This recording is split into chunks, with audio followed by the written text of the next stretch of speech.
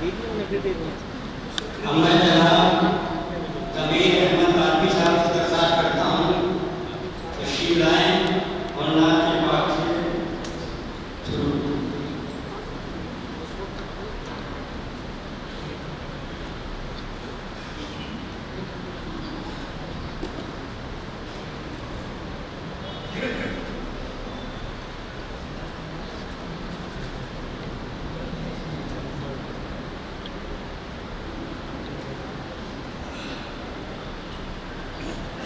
السلام علیکم ورحمۃ اللہ وبرکاتہ۔ نعت پاک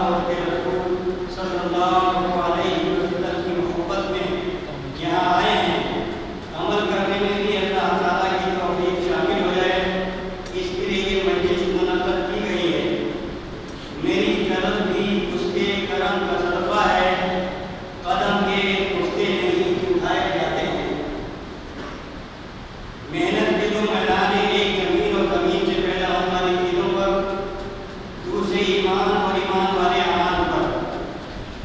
पहली मेहनत मसलन असली तालीम लेने का मुआवजा दुनिया में मिलता है, लेकिन ऐसा नहीं मिलता कि मेहनत करने वाले इस मामले पर खुश और मुतमईन हों। दूसरी मेहनत मतलब दीनी तरबियत और मेहनत के लाए का मुआवजा दुनिया और आखिरत में अल्लाह ताला भरपूर देगा। मसलन अल्लाह जल्ल शानहू की ज़ात आली से हमारा ताल्लुक पैदा हो जाए और उनकी कुदरत से बराह रास्त इस्तिफादा हो, इसके लिए हज़रत मोहम्मद सल्लल्लाहु अलैहि वसल्लम अल्लाह की तरफ से जो तरीक़ा लेकर आए हैं, जब उनके तरीक़े हमारी ज़िंदगी में आएंगे तो अल्लाह जल्ल शानहू हर नक्शे में कामयाबी लेकर दिखाएंगे। जो कुछ हम कर रहे हैं कौमी जज्बात के तहत कर रहे हैं, ना कि रब्बानी जज्बात के तहत। हमारी सरगर्मियाँ बताती हैं कि हमारी तमाम फिक्र अभी तक सिर्फ मादी वफादार और कौमी मसाइल की है। हम अल्लाह के लिए नहीं बल्कि गैरुल्लाह के लिए सरगर्म हैं। आज इस्लाम की जो झलक दिखाई दे रही है वो इन्हीं दीनी अदालत की वजह से है। तामीर हयात में मैं हज़रत मौलाना सैयद अबुल हसन अली नदवी रहमतुल्लाह अलैह के मज़मून में पढ़ा है कि जब अल्लामा डॉक्टर मोहम्मद इकबाल साहब रहमतुल्लाह अलैह ने दीनी मदारिस पर तनकीद करने वाले एक मुसलमान साहब ने कलम की तनकीद पर यह फरमाया, इन मदारिस को कुछ न करो, अगर ये बाकी न रहे तो हिंदुस्तान भी स्टेट बन जाएगा। मौलाना अलिया साहब ने नकल किया। इसकी अब कोशिश हो रही है कौम के दानिश्वर समझे जाने वाले तबके की सारी कोशिश असली तालीम गाँव के लिए है, जिसका नतीजा सबके सामने है। कैसी दरगाहों में जाने वाला 6 साल से 12 साल का एक बच्चा भी फजर की नमाज में किसी भी मस्जिद में दिखाई नहीं देता।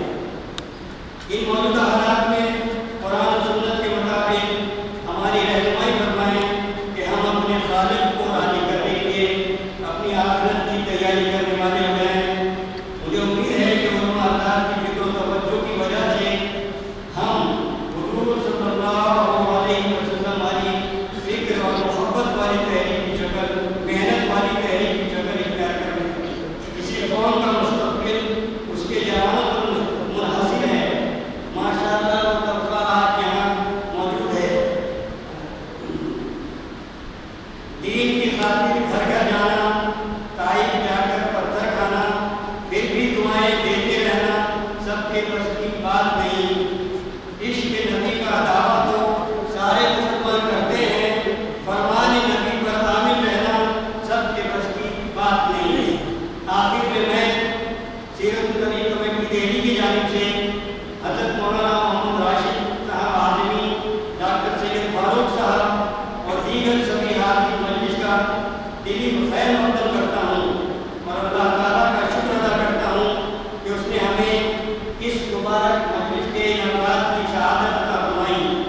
अल्लाह ताला हमारे जमा होने को कबूल फरमाए और उलमा हज़रात के बयान को ध्यान से सुनने, उस पर अमल करने और सीरत नबी के पैगाम को अवाम-उन-नास तक पहुँचाने की सही पहल करते रहने की तौफीक अता फरमाए।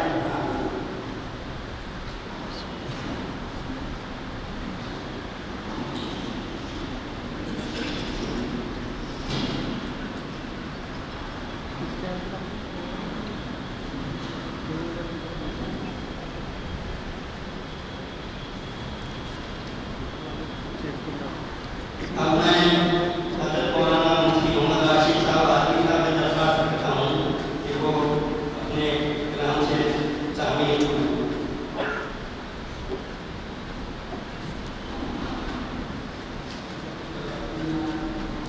लाइट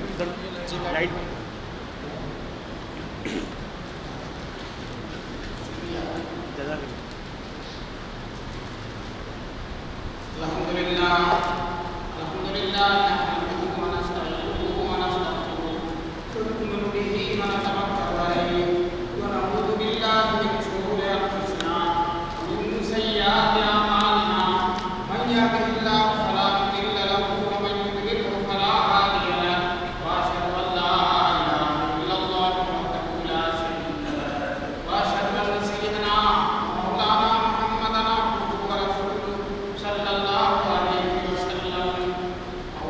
بالله من الشيطان الرجيم بسم الله الرحمن الرحيم هو الذي بعث في الأميين رسولا منهم يتلو عليهم آياته ويزكيهم ويعلمهم الكتاب والحكمة وإن كانوا من قبل لفي ضلال مبين صدق الله العلي العظيم.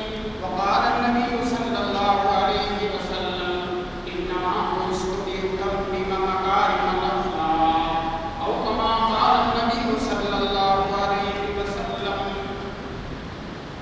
بولے باد خلیلی بھیج دے باد بہار، بولے باد خلیلی بھیج دے باد بہار اپنی، نظر آتی ہے گلشن میں ہوا ناسازگار اپنی. ہمیں کرنی ہے شاہنشاہ بطحا کی رضا جوئی، ہمیں کرنی ہے شاہنشاہ بطحا کی رضا جوئی. وہ اگلے ہو گئے تو رحمت پروردگار کی.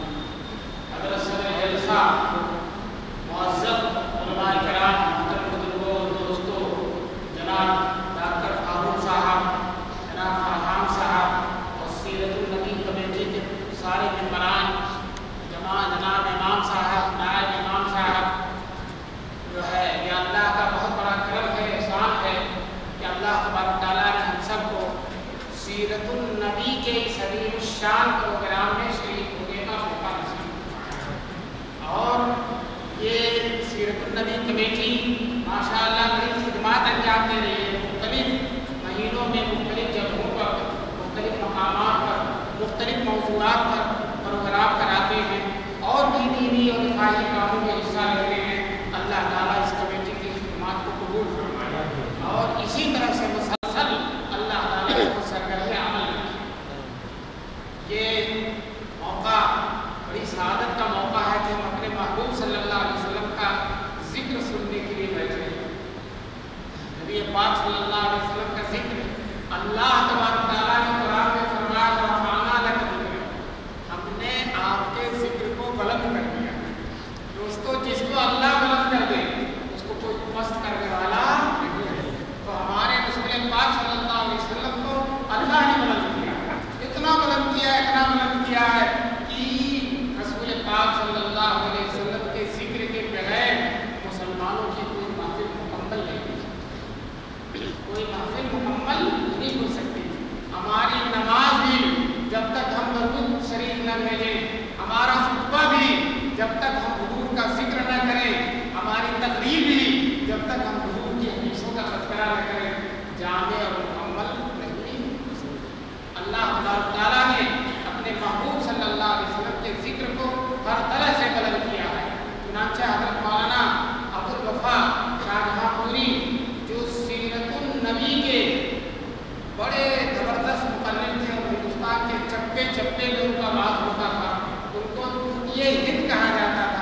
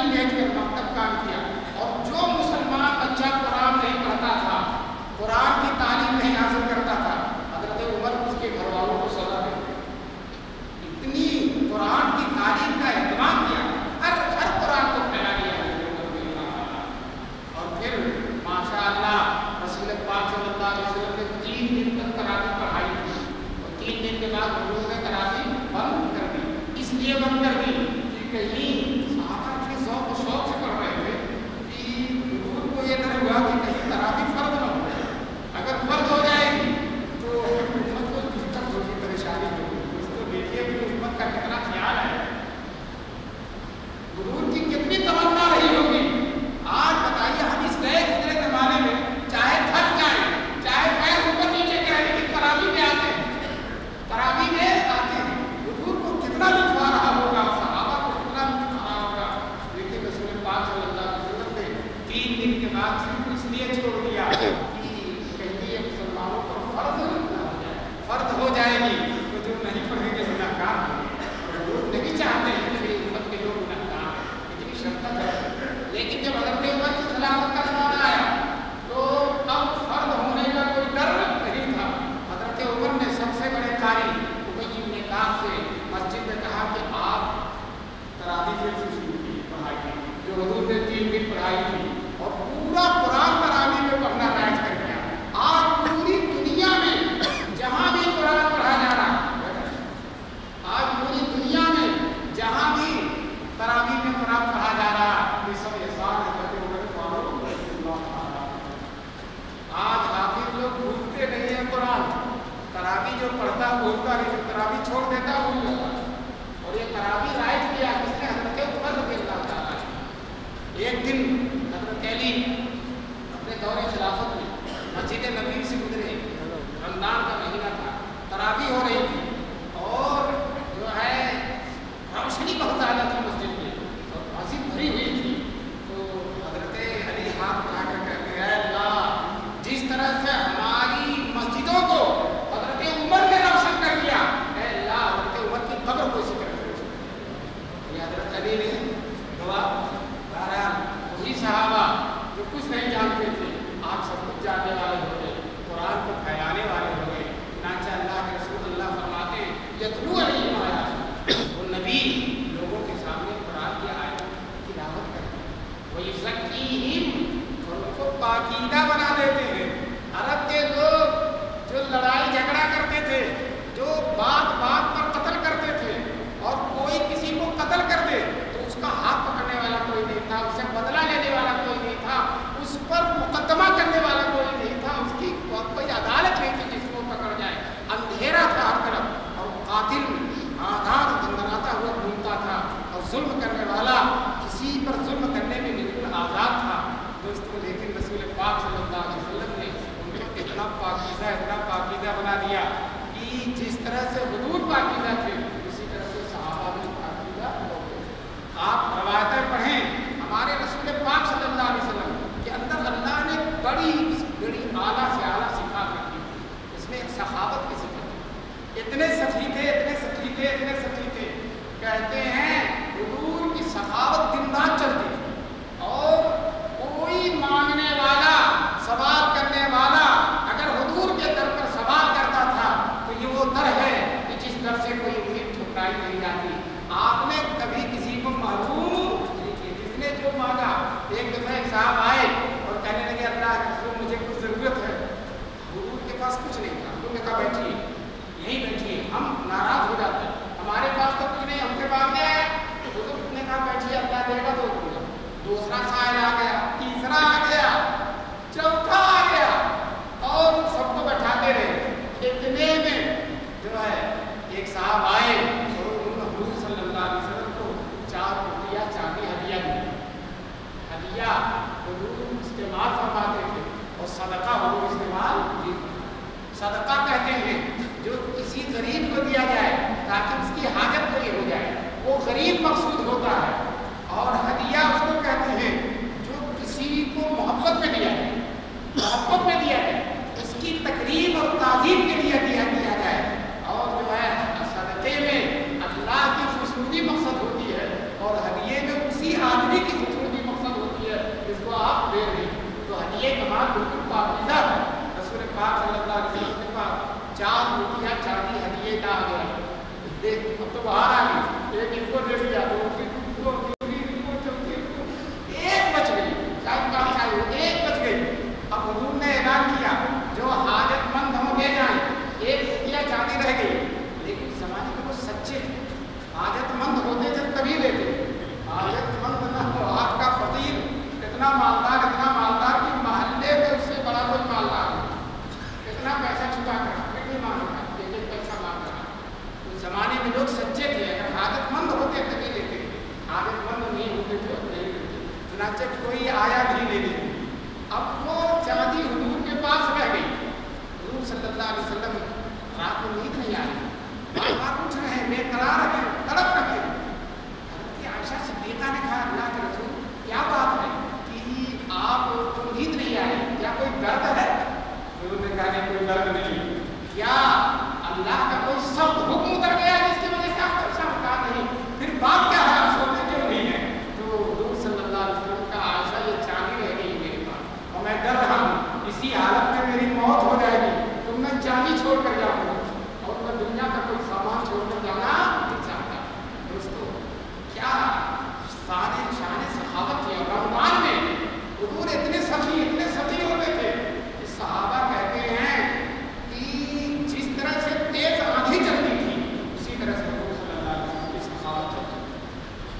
कहते हैं ज़ाहिर में गरीबुल गुरबा फिर भी आलम, ज़ाहिर में गरीबुल गुरबा फिर भी आलम, शाहों से सिवा सदक़े सुल्तान। बादशाह क्या देगा? बादशाह तो लेता है, लेता कहाँ? बादशाह तो लेता है और ये कौनैन के बादशाह, ये शहंशाह कौनैन सारी दुनिया को नवाज रहे हैं, किसी से नहीं ले रहे और सबको दे रहे हैं। दोस्तों, ये जो सखावत थी हुजूर सल्लल्लाहु अलैहि वसल्लम की, यही सखावत उन्होंने सहाबा में मुंतकिल कर दिया। अब जिस तरह से हुजूर सखी है, सहाबा भी सखी है। चुनांचे सहाबे किराम में हज़रत उस्मान गनी रज़ियल्लाहु ताला मुसलमान जब मक्के से हिजरत करके मदीने गए, मक्के में ज़मज़म पीते थे, मदीने का पानी अच्छा नहीं था, उसका खारा तल्ख पानी था। एक यहूदी के पास मीठे पानी का कुआं था, वो मुसलमानों को पानी देता नहीं था। जब कोई मुसलमान जाता तो यहूदी कहता था कि पैसा दो तो पानी दो, पैसा लेकर पानी देता था। अब मुसलमानों के लिए खाने की नहीं है, पानी भी पैसा देकर। तो हुजूर सल्लल्लाहु अलैहि वसल्लम को मुसलमानों की ये तकलीफ देखी नहीं गई।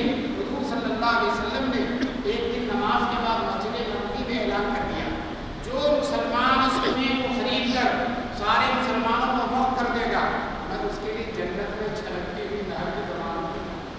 हुजूर ने ऐलान कर दिया, उस यहूदी का कुआं जो खरीद कर मुसलमानों को वक्फ कर देगा।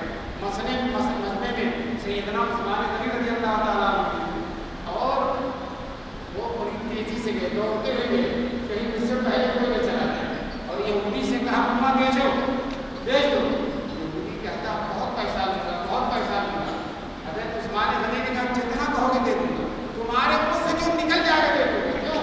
उनकी नज़र पैसे पर नहीं है, उस छलकती हुई नहर पर है जिसकी ज़मानत रसूल पाक सल्लल्लाहु अलैहि वसल्लम। चुनांचे जब हज़रत उस्मान उसने पैसा बहुत ज़्यादा कहा, 24,000 दिरहम कहा। हज़रत उस्मान ने निकाल कर देना शुरू कर दिया। अब यहूदी शरारत पर उतर आया, शरारत न करे तो यहूदी ही नहीं, यहूदी की गुत्थी में शरारत पड़ी हुई। चुनांचे उसने कहा आधा बेचूंगा और आधा नहीं बेचूंगा, आधा पूरा बेचूंगा आधा नहीं बेचूंगा। हज़रत उस्मान ने कहा चलो आधा ही नहीं, कहीं इससे भी न मुकर जाए, आधा पूरा खरीद लिया। अब शर्त यह जाए, एक दिन का पानी यहूदी लेगा और एक दिन का पानी मुसलमान लेगा। अल्लाह ताला ने दुनिया में सबसे ज़्यादा अकल मुसलमानों को दी, सबसे ज़्यादा अकल मुसलमानों को। लोग कहते हैं यहूदियों के पास है, फला के पास, मैं कहता हूँ दलील के साथ कहता हूँ, सबसे ज़्यादा अकल अल्लाह ताला ने मुसलमानों को दी। और लोगों को अगर अकल होती तो कम से कम जन्नत का रास्ता तो इख्तियार करते। जन्नत का वो अकल क्या है जो जन्नत की तरफ इन्हें पहुँचा सके? दोस्तों, मुसलमानों की अकल अल्हम्दुलिल्लाह जन्नत तक ले जाएगा। चुनांचे शर्त यह ठहरी, एक दिन का पानी यहूदी लेगा और एक दिन का पानी मुसलमान लेगा। मुसलमानों की जब बारी आती थी 2 दिन का पानी ले लेते, एक दिन में 2 दिन का पानी ले लेते और अपने बर्तनों में रख लेते। दूसरे दिन यहूदी की बारी आती और वो कुएं के किनारे आकर बैठ जाता था पानी बेचने के लिए। सुबह से शाम तक बैठा रहता, एक गिलास में पानी नहीं मिलता था, इसलिए मुसलमानों ने 2 दिन का पानी ले लिया। अब दूसरे दिन मुसलमानों की जब बारी आती फिर पानी ले लेते। एक दिन हुआ, 2 दिन हुआ, एक पैसे का पानी नहीं मिला। आखिरकार यहूदी थक कर हज़रत उस्मान गनी से कहता है कि वो भी ले लो, वो आधा भी ले लो। हज़रत उस्मान गनी ने वो आधा भी खरीद कर सारे मुसलमान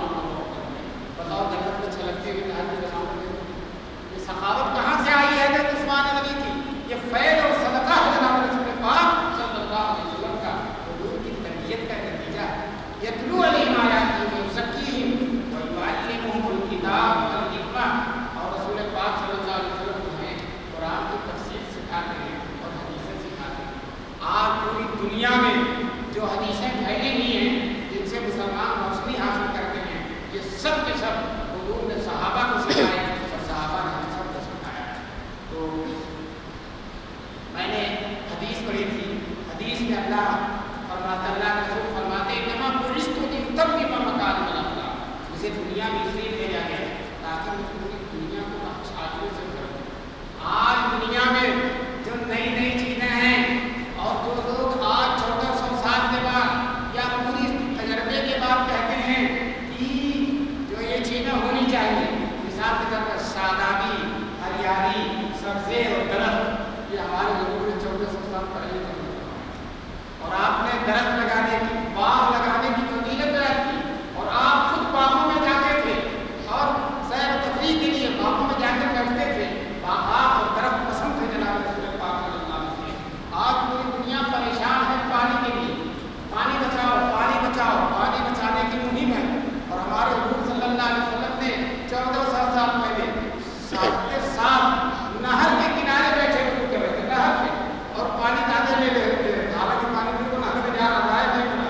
حضرت حضور نے ساتھ سے کہا ماں حدیث صرف کیا تھا، یہ فضول خرچی کیوں کر رہے ہو ایسا؟ تو حضرت کے ساتھ نے کہا اللہ کے رسول یہ تو نہر جاری ہے۔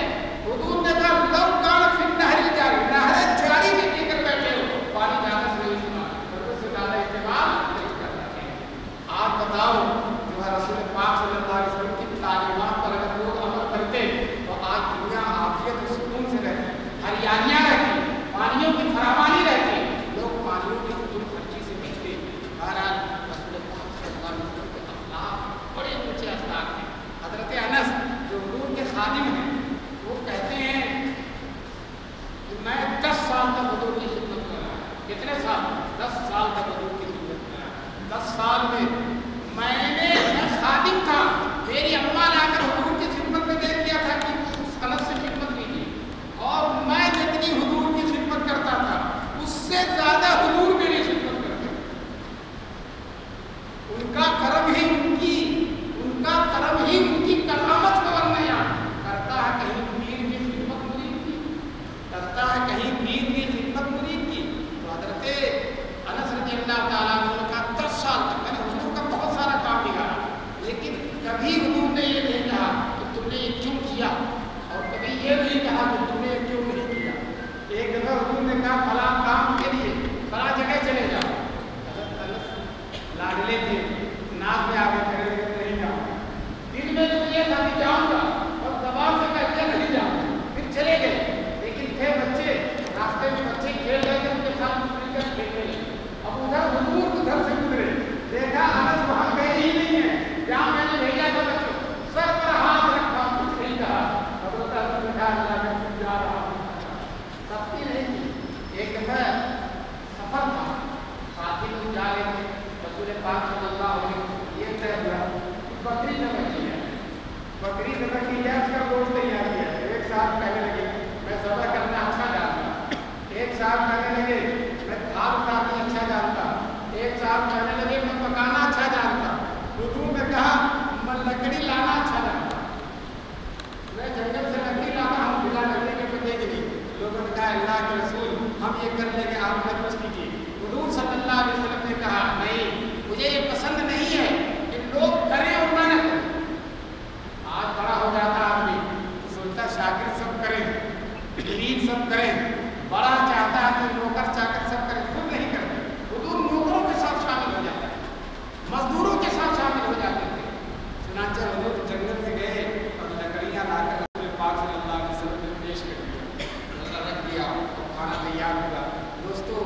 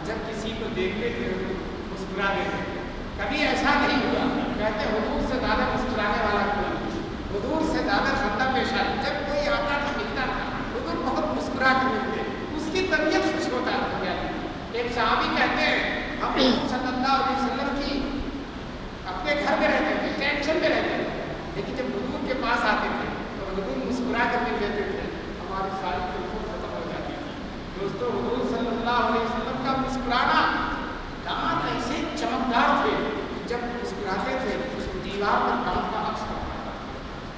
کیوں ہے دانت چمکدار؟ ایک تو اللہ نے فطری پیدا کیا, دوسرے ظاہری صفائی ستھرائی کا اتنا اہتمام.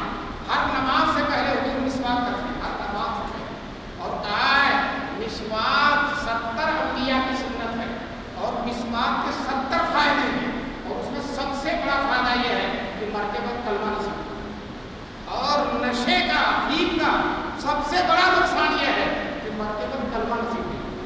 افیم کھانے والا, نشہ کرنے والا مرتا ہے جب اس کی زبان سے اللہ کا نام جاری نہیں ہوتا, کلمہ نہیں. یہ کلمہ نکل جانا زبان سے, یہ ذاتی دلیل ہے کہ اس کا خاتمہ ایمان کا ہو گیا. اللہ تعالیٰ ہم سب کا خاتمہ ایمان. اور سنیے, لوگ کہتے ہیں ڈاکٹر, دانت کے ڈاکٹر لوگ کہتے ہیں کہ سوتے وقت بھی دانت کی صفائی کر دو. ہمارے حضور صلی اللہ علیہ وسلم کی ڈاکٹروں سے بھی, ڈاکٹروں کی بھی معلم حضور عشاء کے بعد 3 دفعہ مسواک کرتے ہیں. ایک تو رسول پاک صلی اللہ علیہ وسلم جب رات میں سوتے تھے, عشاء کی نماز میں مسواک کیا, رات میں جب سوتے تھے تو پھر مسواک کرتے, اور تہجد میں جب اٹھتے تھے پھر مسواک کرتے تھے, اور پھر فجر کی نماز کے لیے جاتے تھے تو پھر مسواک کرتے. جو ایک دن مسواک کرے گا اس کے دانت میں کوئی بیماری نہیں ہوگی. چنانچہ حضور کے دانت اتنے چمکدار تھے کہ دیوار پر عکس پڑتا. صحابہ کہتے ہیں جب حضور کی خدمت میں جاتے تھے حضور مسکراتے نہیں تھے, مسکراتے تھے, اور ان کے مسکرانے کی وجہ سے ہمارے دل کی جو الفت تھی, جو دل کی قدورت تھی, جو رنج و غم تھا, سب ختم ہو جاتا تھا حضور صلی اللہ علیہ وسلم کے مسکرانے کی وجہ سے. دوستوں آج مسلمان ایک دوسرے سے ملتا ہے, اول تو سلام نہیں کرتا. ہمارے حضور صلی اللہ علیہ وسلم کہتے ہیں جب مسلمان ملے تو سلام کرے. السلام علیکم کہا 10 نے کی, رحمت اللہ کہا 20 نے کی, برکاتہ کہا 30 نے کی. سلام کرنا سنت ہے اور جواب دینا واجب ہے. سلام جیسے کیا جائے جواب اس سے اچھا دیا جائے. اگر سلام کرنے والے نے السلام علیکم کہا ہے تو جواب دینے والا کہ وعلیکم السلام ورحمۃ اللہ, اور اگر سلام کرنے والے نے السلام علیکم ورحمۃ اللہ کہا تو جواب دینے والا کہ وعلیکم السلام ورحمۃ اللہ وبرکاتہ. یاد رکھو سلام کی حضور نے اتنی فضیلت فرمائی, اتنی فضیلت. حضور ایک حدیث میں فرماتے ہیں تم میں سے کوئی جنت میں نہیں جائے گا جب تک کہ تمہارا ایمان مضبوط نہیں. جنت میں نہیں جائے گا جب تک کہ ایمان مضبوط نہیں ہو, اور ایمان مضبوط نہیں ہوگا جب تک آپس میں محبت نہ ہو. ابھی شاعر نے کہا تھا, شاعر صاحب نام سنا رہے تھے کہ حضور کی امت لڑنا چھوڑ دے. فرمایا ہے جب تک آپس میں محبت نہیں ہوگی تب تک ایمان مضبوط نہیں ہوگا. اور آپس میں محبت پیدا ہوتی ہے سلام کرنے سے. اس سے سلام حضور نے فرمایا, حضور ہر چھوٹے بڑے کو سلام کرے. چھوٹا بچہ بھی اگر گزرتا تھا تو حضور صلی اللہ علیہ وسلم کو سلام کرتے, چھوٹے بچوں کو بھی سلام کرتے تھے. سلام اگر پھیلے گا تو انشاءاللہ محبت سے اچھائیاں آئیں, ایمان مضبوط ہوگا, مسلمانوں میں آپس میں محبت پیدا ہوگا. اللہ تبارک تعالیٰ ہم سب کو سلام کرنے کی توفیق. میں بہت خوش ہوں کہ سیرت النبی کی کمیٹی والوں نے جو ہے یہ پروگرام منعقد کیا. اللہ تبارک تعالیٰ اس پروگرام کے بہترین نتائج اور بہترین ثمرات سامنے. اور آپ حضرات نے دلچسپی بھی دور دراز سے تشریف لائے اور اس گرمی میں بیٹھے رہے. اللہ تبارک تعالیٰ آپ حضرات کی اس بیٹھنے کو قبول اور جو ہے رسول پاک صلی اللہ علیہ وسلم کی سیرت کی جو جلوے آپ کے سامنے رکھے گئے ہیں, اللہ تعالیٰ ہم سب کو حضور صلی اللہ علیہ وسلم کی سیرت پر خوب سے خوب عمل کرنے کی توفیق. دوستو سیرت کی کتاب میں پڑھا کیجیے. آپ اگر اردو جانتے ہیں تو اردو میں, اگر اردو نہیں جانتے ہندی میں, انگریزی میں, ہمارے حضور صلی اللہ علیہ وسلم کی سیرت پر 2 لاکھ سے زیادہ کتابیں لکھی ہوئی. کتنا؟ 2 لاکھ سے زیادہ کتاب. دنیا کی ہر زبان میں حضور صلی اللہ علیہ وسلم کی سیرت لکھی گئی ہے. اور سیرت کے لکھنے اور پڑھنے کے بڑے فوائد ہیں. حضرت حکیم الامت مولانا اشرف علی تھانوی رحمۃ اللہ علیہ جنہوں نے نصر الدین فی ذکر النبی الحبیب لکھا, حضور صلی اللہ علیہ وسلم کی सीरत पर एक किताब लिखी है, इसका नाम है नशरुद्दीन खुशबू का फैलना। तो हजरत अपना तजर्बा बताते हैं कि मैं जब नशरुद्दीन लिख रहा था तो थाना मोहम्मद ताउन की बीमारी फैली और रोजाना 20-20 जनाजे निकलते थे। एक शहर में 20-25 जनाजे रोजाना निकलते थे। ये जब दावत होती थी पहले पूरा शहर का शहर साफ हो जाता है। चनाचा लतीफ़े में के तौर पर लिखा एक शहर में ताउन फैला तो वहाँ के बादशाह ने एक आदमी को शहर के दरवाजे पर बैठा दिया कि मटका रख लो और उसमें कंकड़ी डाल दो, जितने जनाजे जाएं उतनी कंकड़ी डाल दिया करो ताकि शाम को गिन लिया जाए कि कितने लोग मरे। एक साहब कहने लगे एक जनाजे के साथ मैं सुबह गया तो वो आदमी बैठा हुआ था जो कंकड़ी डाल रहा था। शाम को गया तो वो आदमी नहीं था। मैंने पूछा कहाँ गया, मैंने उसकी भी कंकड़ी उसी में चली गई, उसकी भी कंकड़ी उसी में चली गई। तो यही हाल थाना भवन में ताउन फैला था, बहुत ज़्यादा लोग मर रहे थे। हज़रत खानवी रहमतुल्लाह अलैह कहते हैं कि जिस दिन मैं उस किताब का 2 सतर भी लिख देता था उस दिन थाना भवन में कोई मौत नहीं आती, कोई मौत नहीं आती थी। दोस्तों जब सीरत लिखने का यह फायदा है, सीरत पर चलने का क्या फायदा है। सीरत पर चलने का हम मुसलमान कोशिश करें कि अपने रसूल के पाक की सीरत पर अमल करें, हुजूर के नक्शे कदम पर चलें, अपनी सूरत शक्ल को रसूल पाक सल्लल्लाहु अलैहि वसल्लम की सूरत शक्ल के मुताबिक बनाएं। हुजूर सल्लल्लाहु अलैहि वसल्लम के अंदर हया, हया आपकी सिफत है, जौहर है। आज हम मुसलमानों में हया खत्म हो रही है, मर्दों में भी, औरतों में भी, बच्चों में भी, बच्चियों में हया खत्म हो रही है। हमारे रसूल पाक सल्लल्लाहु अलैहि वसल्लम के बारे में आता है कि इतनी हया दोशीला औरत अपने पर्दे के अंदर जितनी हया करती है उससे ज्यादा हया के जनाब रसूल पाक सल्लल्लाहु अलैहि वसल्लम। एक दिन हुजूर बैठे हुए थे, एक पहलवान आ गए हुजूर की खिदमत में। पहलवान लोग माफ कीजिएगा अगर कोई पहलवान हो, हुजूर सल्लल्लाहु अलैहि वसल्लम पहलवान लोग जो होते हैं उनकी जिंदगी अखाड़ों में गुजरती है, तरबियत नहीं होती, मंतब में नहीं आती। अब हुजूर सल्लल्लाहु अलैहि वसल्लम के पास आया पहलवान और अपनी पहलवानी दिखाने लगा और हुजूर से ऐसे कहता है अल्लाह के रसूल आप मुझसे कुश्ती लड़ते हैं। हुजूर सल्लल्लाहु अलैहि वसल्लम शर्म आया कि मुजस्समा सब झुकाए हुए बैठे। दोबारा कहा, जब तीसरी दफा कहा तो हुजूर के पास हजरत सैयदना मुआविया रज़ियल्लाहु ताला अन्हु बैठे हुए। हजरत मुआविया खड़े हो गए और कहने लगे अल्लाह के दुश्मन आप पहले मुझसे लड़ो, आप पहले मुझसे लड़ो। जब हजरत मुआविया ने कहा तो हुजूर इतने खुश हुए कि हजरत मुआविया को दुआ दिया, ऐ अल्लाह इस मुआविया को कभी मगलूब न करना, इस मुआविया को कभी मगलूब न करना। मैं आपसे बता दूं बड़ी बड़ी जंगें हुई, जंग जबल हुई, जंग सिफ़ीन हुई और हजरत अली से हजरत मुआविया की जंगें भी हुई। अब ये जंग भी अजीब तरह की जंग, दोनों तरफ के मरने वाले शहीद। आपने कोई ऐसी जंग देखी है जिसमें दोनों तरफ के मरने वाले शहीद हैं? और हजरत अबू हुरैरा रज़ियल्लाहु ताला अन्हु एक टीले पर बैठ जाते थे जहाँ से दोनों का रास्ता जाता था।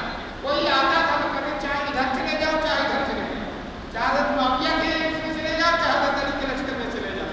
और खुद उनका हाल ये था कि जब खाने का वक्त होता हजरत मुआविया फिर चले जाएंगे और जब नमाज का वक्त होता हजरत अली के लश्कर पर आ जाएंगे। किसी ने कहा खाना खाते नमाज करने का खाना वहाँ ज़रा अच्छा ज़्यादा मिलता है और नमाज यहाँ ज़रा अच्छी मिलती है। तो बहरहाल ये हजरत मुआविया कभी किसी जंग में मगलूब नहीं हुए, कभी किसी जंग में मगलूब नहीं हुए। और फिर जब हजरत अली का विसाल हो गया, हजरत अली शहीद कर दिए गए तो हजरत मुआविया शाम से बहुत बड़ा लश्कर लेकर चले।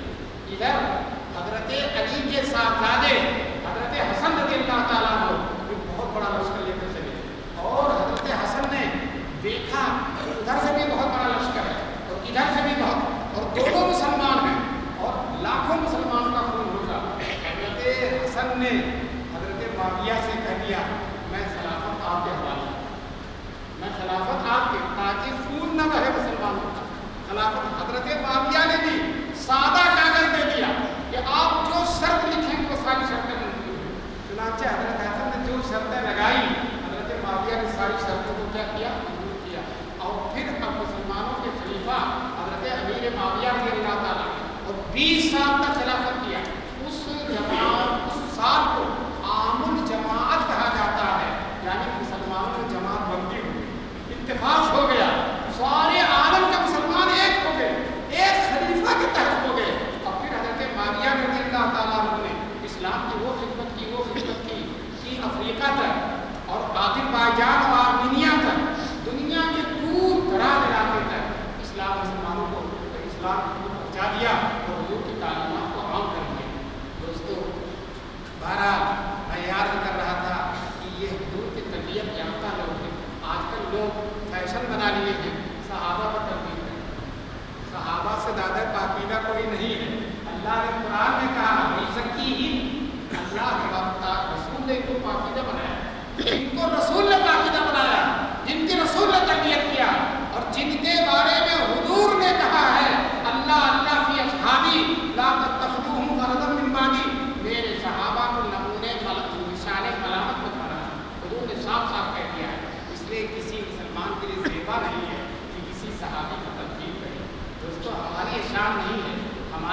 استعداد نہیں ہے، ہمارے اندر یہ دم نہیں ہے، اور ہمارے اندر یہ پوزیشن نہیں ہے کہ ہم صحابہ کا تذکرہ کریں۔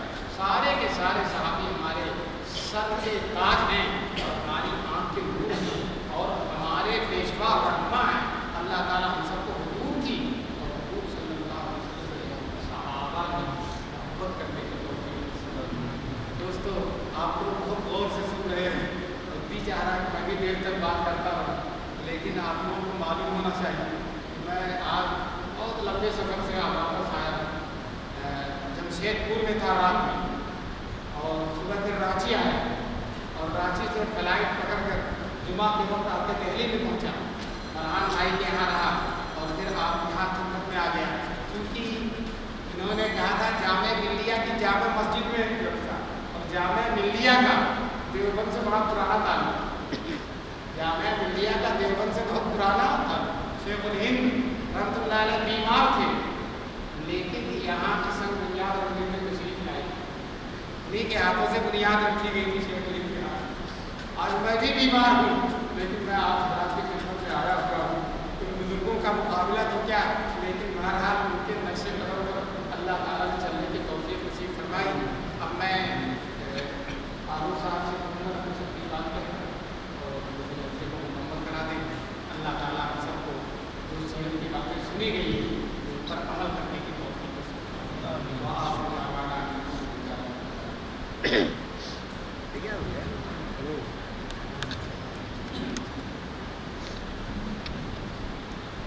جناب مالک دیوبندی صاحب تشریف لائیں، تشریف لائیں۔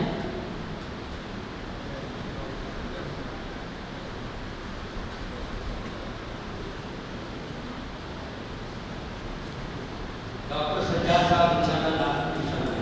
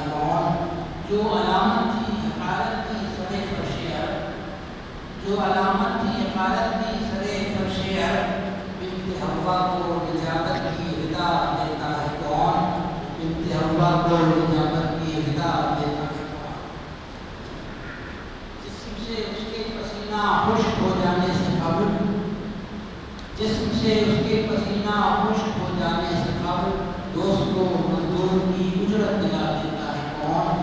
دوست کو مزدور کی اجرت دلا دیتا ہے کون؟ دیکھیں کچھ فقیران عرب کو دے کے شان بندگی، کچھ فقیران عرب کو دے کے شان بندگی، ایسر و کسرا کی بنیادیں ہلا دیتا ہے کون؟ ایسر و کسرا کی بنیادیں ہلا دیتا ہے کون؟ جنبش انگوش سے کس نے کیا شک و قمر؟ جنبش انگوش سے کس نے کیا شک و قمر؟ غرب سے خورشید کو واپس کرا دیتا ہے کون؟ غرب سے خورشید کو واپس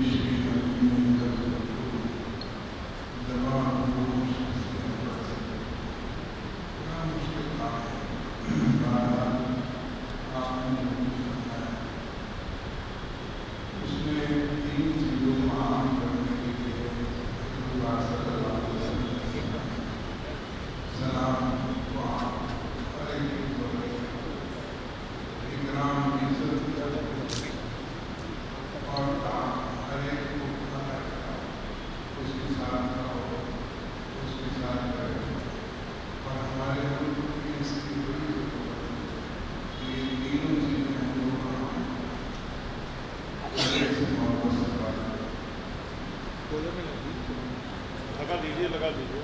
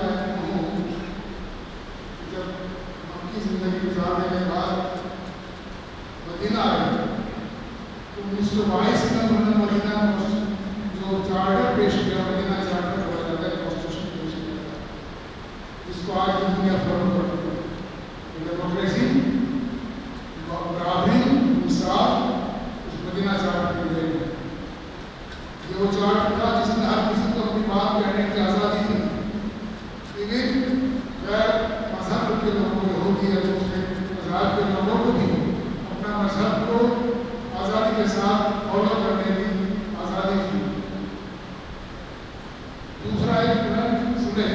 حدیبیہ جو ان کی زندگی کا ایک اہم واقعہ ہے، اور یہ واقعات ہیں جن کی وجہ سے اسلام تھوڑے سے وقفے ہیں، اور ان کے جانے کے بعد صحابہ کرام کی زندگی میں تھوڑے سے وقفے 2-3 ایونٹس ایسے ہیں جس کا دنیا میں بہت سارا اثر ہوا، اور لوگ نظر اسلام میں داخل ہوئے۔ سورہ حدیبیہ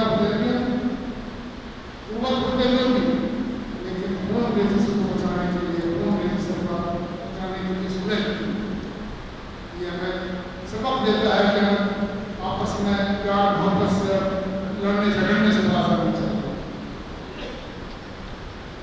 اس کے بعد فتح مکہ کا دن، یہ دن تھا جب بہت سے لوگوں کو خواہش تھی کہ ہماری فلاں نے ہمارے کو قتل کیا تھا، ہمارے بھائی کو قتل کیا تھا، ہمارا مکہ ہے اور انتقام ہے، لیکن حضور صلی اللہ علیہ وسلم کے مکہ میں گھسے ہیں تو آپ یقین کیجیے کہ ان کی نظر اوپر نہیں تھی۔ لوگوں کا کہنا ہے کہ یہ سننے میں آیا بزرگوں سے کہ ان کا سر ان کے اونٹ پہ ٹکا ہوا اور عام معافی کا اعلان کر دیا گیا، یہاں تک کہ ان کے قریب سے قریب رشتہ داروں کو جنہوں نے قتل کیا تھا ان کو ہی معاف کر دیا گیا، اور ایک کہانی جو چھپ گیا اس کو معاف کر دیا، جو امان میں آ گیا اس کو معاف کر دیا، اور حق تو یہ ہے کہ یہودیوں کو بھی جنہوں نے زندگی بھر کو سمجھایا تھا ان کو بھی معاف کر دیا گیا، اس شرط میں کہ آپ ہمارے 10 بچوں کو پڑھا دیں۔ تو یہ چیز کتنی بڑی کو معاف کرنا ہوتا ہے ظاہر ہوتا ہے۔ دوسرے اس واقعے سے یہ بھی ظاہر ہوتا ہے کہ علم کی کتنی اہمیت تھی کہ اپنے بڑے سے بڑے دشمنوں کو صرف اس لیے معاف کر دیا گیا 10 بچوں ہمارے 10 بچوں کو پڑھا دیا۔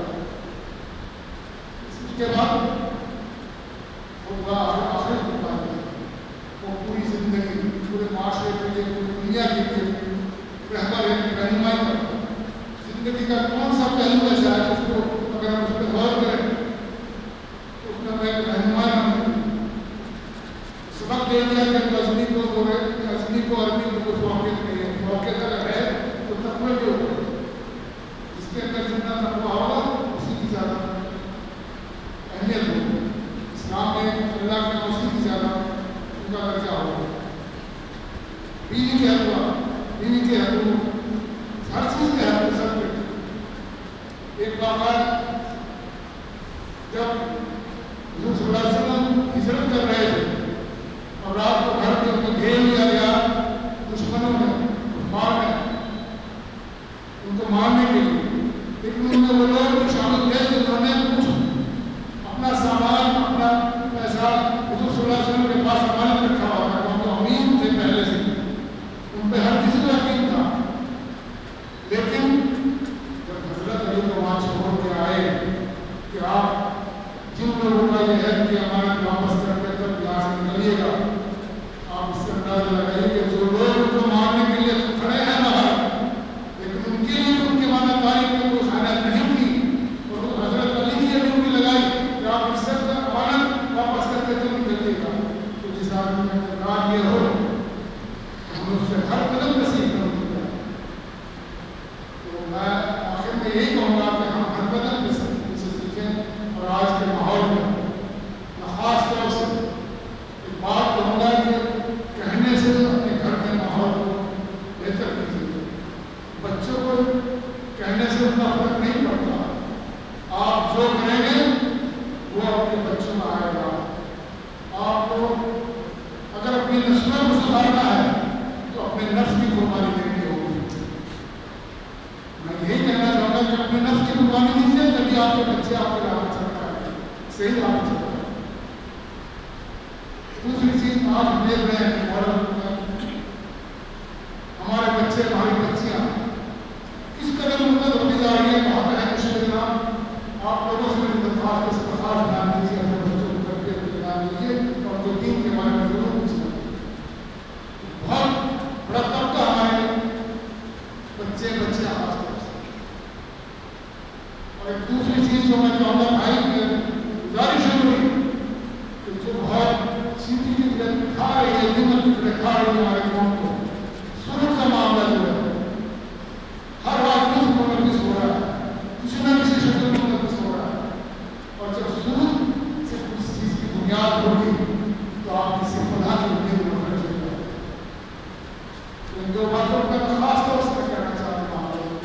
میری ریکویسٹ ہے کہ اس پر ضرور سوچیں، اس کو کچھ نہ کچھ ضرور کریں. اور علماء نے جو آپ باتیں کہی ہیں، مجھے امید ہے کہ آپ سب لوگوں نے اس سے فیضیاب ہو گے. حضور صلی اللہ علیہ وسلم کی عمدہ پیشانی کے بارے میں حضرت نے بتایا، ان کی صفائی کے بارے میں بتایا، اور بہت سی باتیں میں نے مجھے امید ہے معلوم بھائی نے بہت اہم باتیں بتائی. مجھے امید ہے آپ سب لوگ اس سے فیضیاب ہوں گے اور ضرور ان میں سے آپ کو کچھ نہ کچھ عمل ضرور کرے گا اور اپنی زندگی میں حضور صلی اللہ علیہ وسلم کی سیرت کو پڑھ کر اپنی زندگی میں اس کو لائیں گے. بس انہیں دماغ کے ساتھ میں آپ مجھے بتا دیتا ہوں اور آپ سب لوگوں کا شکریہ ادا کرتا ہوں. آپ لوگ ہماری اپنا سے ریکویسٹ حاصل ہوئے تو آخر دعوانا الحمد للہ رب العالمین.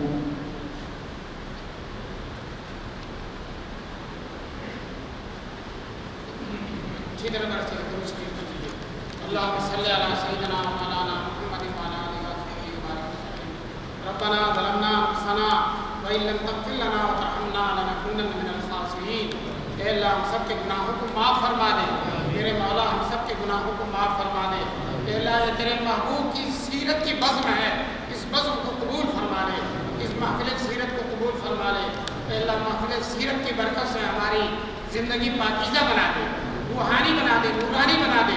اپنے رسول پاک صلی اللہ علیہ وسلم کے نقش قدم پر چلنے والا ہم کو بنا دے. اے اللہ حضور صلی اللہ علیہ وسلم نے جن باتوں سے منع کیا ہم سب کو پھرنے والا بنا دے.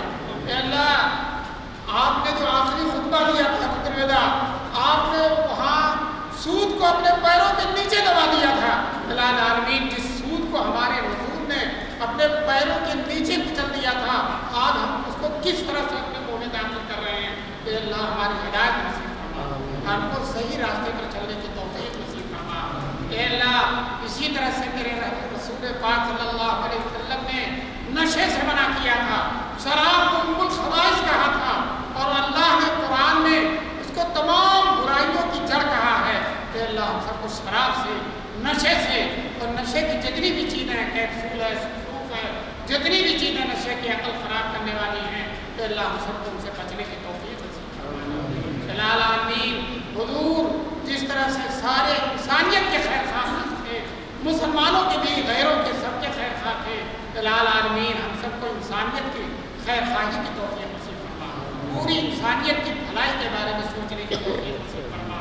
اے اللہ حضور کی ایک ایک سیرت میں اختیار کرنے کی توفیق نصیب فرما. ہماری لاڈلیاں جن کے بارے میں حضور صلی اللہ علیہ وسلم نے فرمایا ہے یہ عورتیں میری آنکھ کی ٹھنڈک ہیں. الہ العالمین ہماری وہ بچیاں جن کو حضور کی آنکھ کی ٹھنڈک ہونا چاہیے تھا، آج وہ خیروں کی آنکھ کی ٹھنڈک بن رہی ہیں. الہ العالمین ان بچیوں کو ہدایت نصیب فرما، ان کے گھر والوں کو ہدایت نصیب فرما. ارتداد کی جو ایک لہر چل رہی ہے، الہ العالمین ہماری نسلوں کو، حضور کی امت کو، حضور کی امت کی لاڈلیوں کی حفاظت فرما دے. الہ العالمین اسی طرح سے سارے عالم کے مسلمانوں کے لیے خیر کے فیصلے فرما دے. فلسطین جہاں سے تیرے رسول پاک کی معراج ہوئی ہے اور جہاں لاکھوں نبیوں نے تیرے نبی پاک صلی اللہ علیہ وسلم کے پیچھے نماز پڑھی ہے، آج اس فلسطین کو ظلم و ستم کا گہوارہ اور آماجگاہ بنایا جا رہا ہے. الہ العالمین کوئی گھر نہیں بچا ہے، کوئی انسان نہیں بچا ہے، کوئی انسان ایسا نہیں جو نہ تڑپ رہا ہو، بھوک سے مر نہ رہا ہو. الہ العالمین ان فلسطینیوں کی غیب سے مدد فرما دے. اے اللہ فلسطینیوں کی غیب سے مدد فرما دے. اے اللہ یہودیوں کو ہدایت نصیب فرما، اگر ان کے مقدر میں ہدایت نہیں ہے تو کیفر کردار تک پہنچا دے. ان کو قوم عاد اور قوم ثمود کے حشر سے آسما کر دے. الہ العالمین اس مجمع میں جو بیمار ہیں انہیں شفا نصیب فرما دے، جو پریشان ہیں ان کی پریشانیاں دور فرما دے، جو مقروض ہیں ان کے قرضوں کی ادائیگی کی غیب سے سبیل پیدا فرما دے. اے اللہ تیرے بہت سے بندے جو بہت مصروف ہیں، بہت سارے کام کرتے ہیں، چھوڑ کر سیرت کے اس جلسے میں آئے ہیں، ان کے آنے کو قبول فرما دے. اے اللہ سیرت کے اس اجلاس کو قبول فرما دے. اس سیرت النبی کمیٹی کو الہ العالمین اسی طرح سے قیامت تک خدمت دین میں سرگرم عمل رکھ. اے اللہ اس اجلاس کو قبولیت سے سرفراز فرما دے. جن حضرات نے، امام صاحب نے اور دوسرے لوگوں نے جو اس اجلاس کو منعقد کیا، تعاون کیا ہے، محبت پیش کی ہے، اللہ ان کی محبت کو قبول فرما دے. اپنے رسول پاک صلی اللہ علیہ وسلم کی برکت سے، صدیقین، شہداء اور صالحین کی برکت سے ہماری دعا قبول فرما دے. سبحان ربک رب العزت عما یصفون وسلام علی المرسلین